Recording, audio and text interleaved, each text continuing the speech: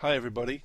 In this video I'm going to talk about testimonials, which I believe are very much underused on the internet and probably in wider business generally. I'm going to begin by telling a personal anecdote. In around about 2008, after the major financial crash in the Western world, I noticed there was a small tag of skin growing underneath my right nostril, just beneath and to the right. And of course I picked this piece of skin and it bled, and I waited a few days, the skin grew back, and I picked it again, it bled again, and I showed it to my wife and she said she thought it might be a wart. It turns out then there are 9 different types of warts. So I thought, well, I can't have people having conversations with me and not looking into my eyes. I didn't want people looking at the wart and pretending not to notice it. So I went off to my doctor where I wanted to have the wart removed on the National Health Service, which of course would be free over here in England.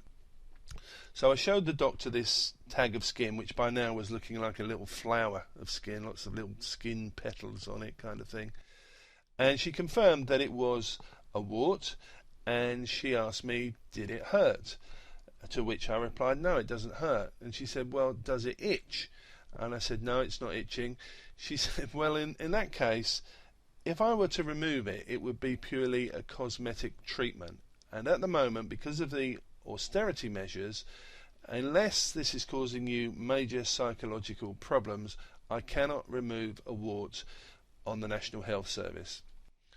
So disappointed, I went away and I looked on the internet for my nearest private clinic, and I found a local hospital. I called them, I spoke to an administrator and asked her about the problem, and she said, well, I could refer you to one of our dermatologists, and he would charge £180 for a consultation and £400 for cryogenically removing the wart.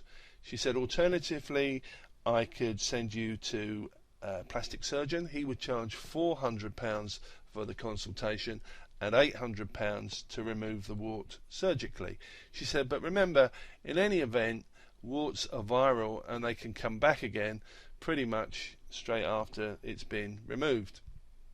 So I obviously had to think again. I got back on the internet and I was searching for anything and everything. I didn't really care whether it was hands-on faith healing, voodoo, witchcraft, creams, ointments, anything that was going to work. And I came across a website which really intrigued me. Take a look at this and see what you think. And here is the site that I found. It's not a particularly impressive looking website. In fact, it looks quite old-fashioned. It's called apple-cider-vinegar-benefits.com. Now if you look down the buttons here, remember I found this for a search for cure for warts. You see it's all about apple cider vinegar, and then there's a button here that says ACV for warts, apple cider vinegar for warts. If I click on it, I get taken to a description of what a wart is. Here we are. The successful removal of warts using apple cider vinegar has been the subject of many testimonials scattered throughout the net. It goes on to describe how to apply vinegar, apple cider vinegar, to a wart, tells you what a wart is, and it tells you what they say is the effect of using the vinegar. Now this is just vinegar that you can get from a supermarket.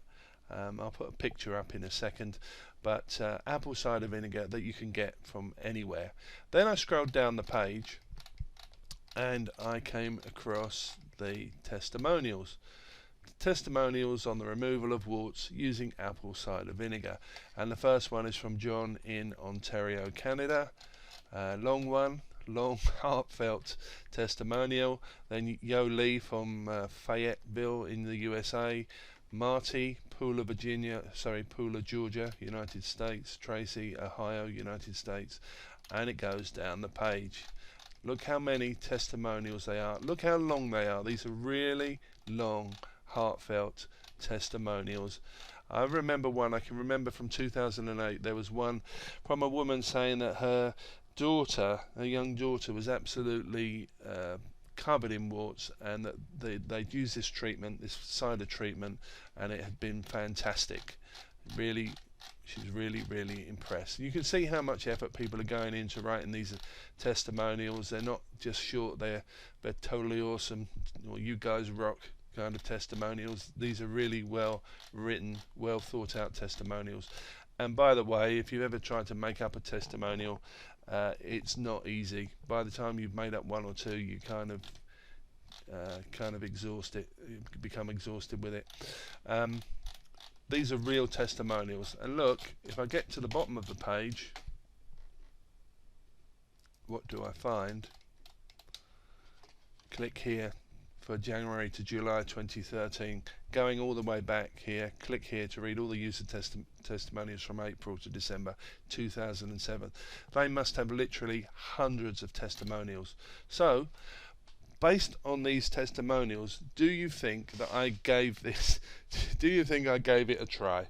Bearing in mind that what you have to do is go out and buy some vinegar, get some cotton wool, dip the cotton wool in vinegar and strap it to your face.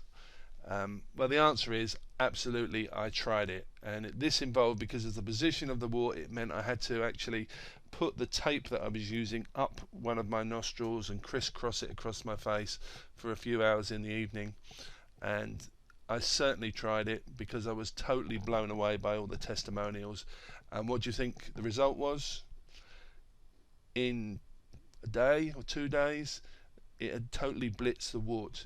These flowery petals of skin had turned black and crispy, and I could just scratch them off.